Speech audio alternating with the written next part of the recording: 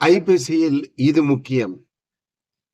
இப்ப அக்டோபர் 20 ஐப்பசி நீங்க 3ன்னு வச்சுக்கோங்க. இது எல்லாத்துக்கும் தெரியும். தீபாவளி நாள். தீபாவளி நாள்ல ஐப்பசியில என்ன பண்ணணும் அப்படின்னா, காலையில அதிகாலை எழுந்த உடனே வந்து நல்லா வாசனை திரவியங்களோட சேர்ந்த நல்லெண்ணெய தலைக்கு வச்சு குளிக்கிறது.